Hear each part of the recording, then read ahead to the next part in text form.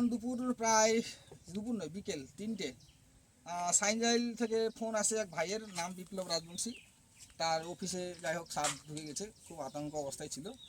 আমাদেরকে এই মুহূর্তে ডেকেছে, আমরা এখন যাচ্ছি। হ্যাঁ, যাওয়ার পর দেখি কী সাপ আছে না আছে সেটা আপনারা দেখতে পাবেন।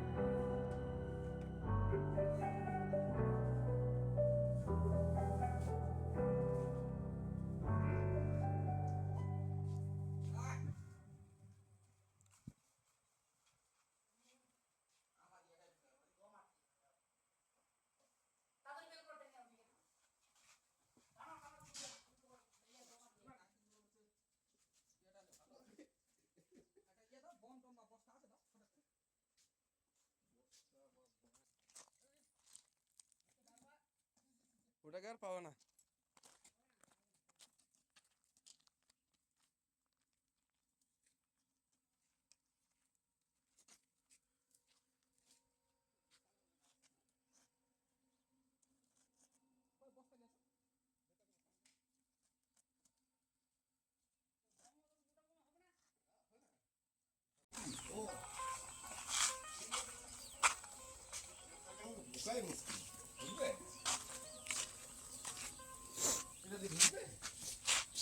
ঢুকবে না ওটাতে? বস্তা আছে, প্লাস্টিকের বস্তা।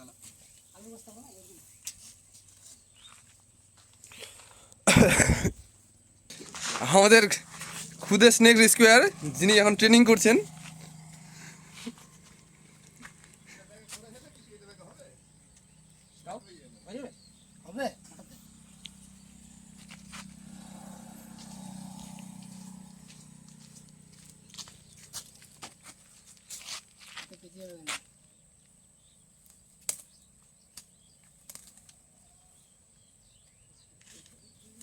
হাত দিয়ে ধরলে ঢুকাতে অসুবিধা হবে।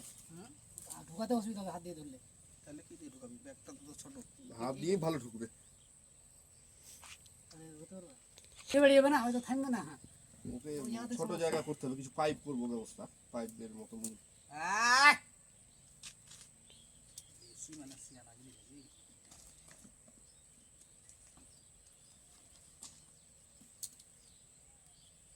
ওই পারে ওই পারে ওই পারে।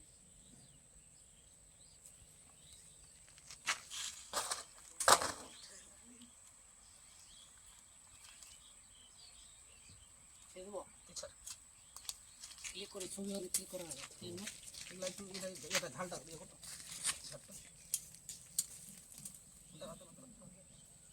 কেমন করে রে? আমি ধরে আছি, ঘুরে আসবে। সব থেকে বড় কথা দাঁড়াও।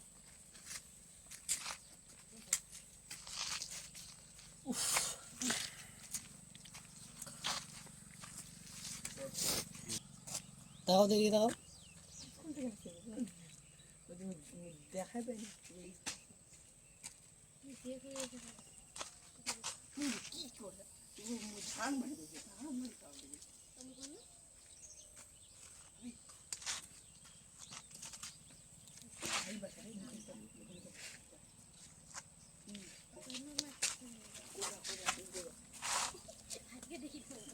ব্যাগটা তোমার স্লিপ করছে কি না ওই জন্য বেশি অসুবিধা হচ্ছে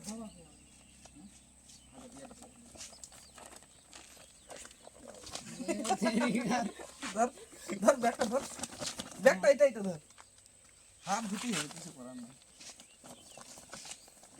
আমি ছাড়ছি না তো এখন না চুই ঘরে কি ভালো লাগে লেলো হাত জায়গা এটা তো অসুবিধা এতটুকু তো ঢুকাতে পারবে না সমস্যা হবে কেন সমস্যা হবে গহমা থেকে যাবে তো এই চাপে বেরিয়ে যাচ্ছে থামো থামো একটা বস্তা ওইদিকে না বড় বস্তা আরে ঢুকে যাবে ধর না হয়ে যাবে মুখটা বন্ধ করে দেবো থাম থাম আবার ধর ব্যাগটা ধর তো অসুবিধা হচ্ছে তো থাম থাম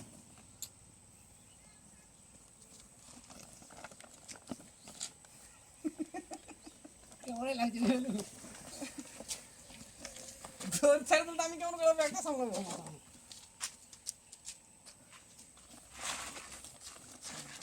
এবার তুই একটা হাত রেখে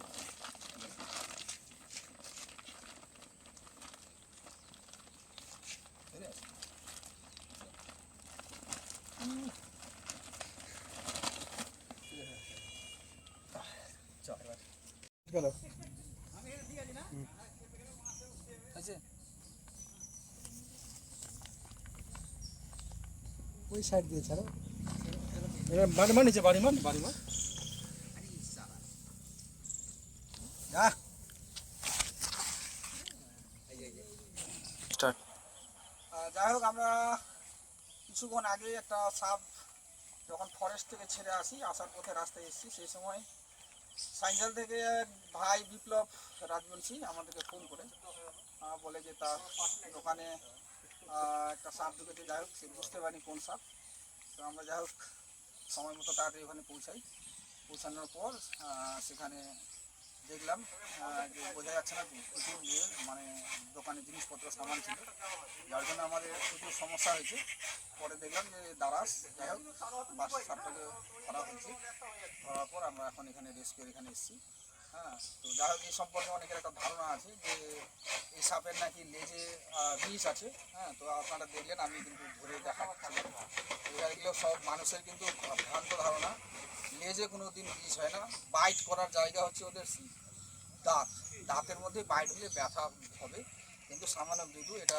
নন ভেনামাস হ্যাঁ ভেনামাসের মধ্যে নয় আর যদি কোনো ভেনামাস নেই যদি কোনোদিন বাইট করে বা আমি যদি হয়তো নাও দেখতে পারি এটাই আমাকে কেটেছে তবুও আমার উচিত ফার্স্ট আমাকে হাসপাতালে যাওয়া হ্যাঁ আমাকে কোনো জায়গায় সময় নষ্ট না করা আর ওঝাদের সম্পর্কে আমি আবার একটা বার্তা দিতে চাই ওঝারা আমাদেরকে কি করে বিভ্রান্ত করে ভুল পথে চালনা করে এই সমস্ত সাপ যখন বাইট করে আমরা ওঝার কাছে যাই তখন তারা ক্রেডিট নিয়ে নেয় যে এই তো দেখলাম আমি ঝাড়ফুঁক করে টুকটাক করে ঠিক করে দিয়েছি আসলে সেটা নয় এবার ওঝা যদি তার দম থাকে তাহলে আমাকে একবার ফোন করুক আমার দেওয়া ধরা সাপ আমি তার কাছে নিয়ে যাব হ্যাঁ যেগুলো ভেনামাস স্নেক তারপর ওকে বলবো যে তুমি তোমাকে বাইট দেওয়াচ্ছি বাইট দেওয়ার পর তুমি নিজেকে সেভ করো তারপর বলবো যে তোমার কত দম আছে হ্যাঁ অতএব আপনারা এই সমস্ত কুসংস্কারে যাবেন না আপনারা সবাই এই বিষয়ে সচেতন থাকুন আপনারা থাকুন আর কোনো কিছু বিপদগ্রস্ত হলে আমাদেরকে ফোন করুন আমাদের ডেসক্রিপশন লিঙ্কে ফোন নাম্বার দেওয়া আছে অতএব সবাই সুস্থ থাকুন ভালো থাকুন ধন্যবাদ জয় হিন্দ বন্দে মাতরম